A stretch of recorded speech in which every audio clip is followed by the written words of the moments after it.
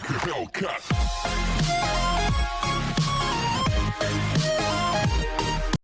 Hi friends, welcome to my channel. இன்றைக்கி நம்ம ரொம்பவே ட்ரெடிஷ்னலான குழாய் புட்டு, புட்டு மேக்கரே இல்லாமல் எப்படி ஈஸியாக செய்கிறதுன்னு பார்க்கலாம் ஃப்ரெண்ட்ஸ். வெல்லம் சேர்த்து செஞ்ச புட்டும் சாதாரண புட்டும் செஞ்சு காமிச்சிருக்கேன் ஃப்ரெண்ட்ஸ். ரெண்டுமே ரொம்ப ஈஸி தான். வாங்க எப்படி செய்கிறதுன்னு பார்க்கலாம்.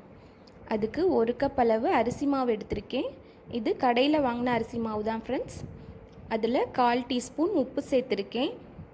உப்பு சேர்த்து நல்லா ஸ்பூனை வச்சு மிக்ஸ் பண்ணதுக்கப்புறம் கொஞ்சம் கொஞ்சமாக தண்ணி தெளித்து புட்டு மாவு பதத்துக்கு பிசைஞ்சு எடுத்துக்குவோம். நீங்கள் எந்த அரிசி மாவு வேணாலும் எடுத்துக்கலாம் ஃப்ரெண்ட்ஸ். வீட்டில் அரைச்ச இடியாப்ப மாவு இருந்தால் கூட எடுத்துக்கலாம், இல்லைன்னா கடையில் வாங்கினது யூஸ் பண்ணிக்கலாம். வார்ம் வாட்டர்லாம் யூஸ் பண்ணலை ஃப்ரெண்ட்ஸ். சாதாரண நம்ம குடிக்கிற தண்ணி தான் யூஸ் பண்ணியிருக்கேன். அதை வச்சு இந்த மாதிரி மாவு பிடிச்சா இந்த மாதிரி புட்டு மாதிரி வரணும். அதை உதுத்து விட்டோன்னு உதிர்ந்து கொட்டிடணும் ஃப்ரெண்ட்ஸ். இதுதான் மாவோட கரெக்டான பதம். இந்த பதத்துக்கு கரெக்டாக மாவை பிசைஞ்சு எடுத்துக்கோங்க ஃப்ரெண்ட்ஸ். ரொம்ப ட்ரையாகவும் இருக்கக்கூடாது, ரொம்ப தண்ணியும் சேர்த்துடக்கூடாது ஃப்ரெண்ட்ஸ். பார்த்து கவனமாக செஞ்சுக்கோங்க. இப்போ இந்த மாதிரி இட்லி பானையில் துணியை வச்சு புட்டு எப்போவும் அவிக்கிற மாதிரி அவிச்சு எடுத்துக்கிடுவோம். புட்டு செய்கிறதுக்கு மாவு பதம்தான் ஃப்ரெண்ட்ஸ் மெயினே. அதை மட்டும் கரெக்டாக செஞ்சிட்டோம்னா ஈஸியாக புட்டு சாஃப்டான புட்டு கிடச்சிரும். இது வேகட்டும். இப்போ நம்ம வெள்ளை புட்டு எப்படி செய்கிறதுன்னு பார்த்துடலாம். அதுக்கு வெள்ளத்தை இந்த மாதிரி தண்ணியை ஊற்றி அடுப்பில் வச்சு கரைச்சி மட்டும் எடுத்திருக்கேன். பாகு பதம்லாம் தேவையில்லை. அந்த தண்ணியிலே ஒரு ஏலக்காய் நச்சு சேர்த்துருக்கேன் ஃப்ரெண்ட்ஸ்.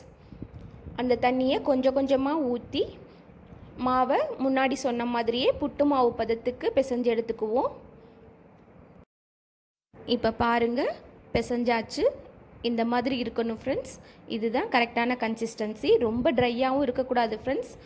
மாவு வர வரன்னு புட்டும் வர வரன்னு ஆயிரும். நல்லா ஆவி வருது, புட்டு வெந்துருச்சு. அதை ஒரு பாத்திரத்துக்கு மாற்றிடுவோம். இப்போ இந்த மாதிரி முறுக்கு குழல் எல்லார் வீட்லேயும் இருக்கும் ஃப்ரெண்ட்ஸ். அந்த முறுக்கு குழலில் தான் இன்றைக்கி நம்ம குழாய் புட்டு செய்ய போகிறோம். இது ரொம்ப ஈஸியான மெத்தட் ஃப்ரெண்ட்ஸ். குழாய் வச்சு ஒன்றா வேக வைக்காமல் மொத்தமாக வேக வச்சு இந்த மாதிரி குழாயில் செட் பண்ணி ஈஸியாக குழாய் புட்டு செஞ்சிடலாம். பாருங்கள் எப்படி செஞ்சு காமிக்கிறேன். இதில் ஒரு 5-6 டேபிள் ஸ்பூன் மாவை ஃபில் பண்ணிக்கிறணும். புட்டை வேக வச்சு எடுத்துருக்க புட்டு மாவை, அதுக்கப்புறம் ஒரு லேயர் தேங்காய் பூ, திரும்ப மாவு சேர்த்து இப்படியே எத்தனை லேயர் உங்களுக்கு தேங்காய் பூ வேணும்னாலும் சேர்த்துக்கலாம் ஃப்ரெண்ட்ஸ். உங்கள் இஷ்டம்தான்.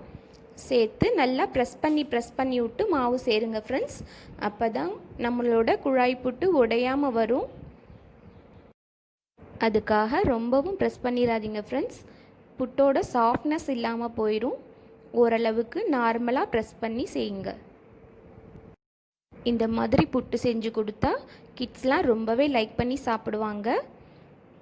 இந்த மாதிரி முறுக்கு குழல் இல்லைன்னாலும் டம்ளரில் இதே மாதிரி நீங்கள் ஃபில் பண்ணி டம்ளர் அப்படியே கவுத்துனீங்கன்னாலும் அழகான புட்டு நம்மளுக்கு கிடச்சிரும் ஃப்ரெண்ட்ஸ். அது இன்னொரு டிப்ஸ் உங்களுக்கு.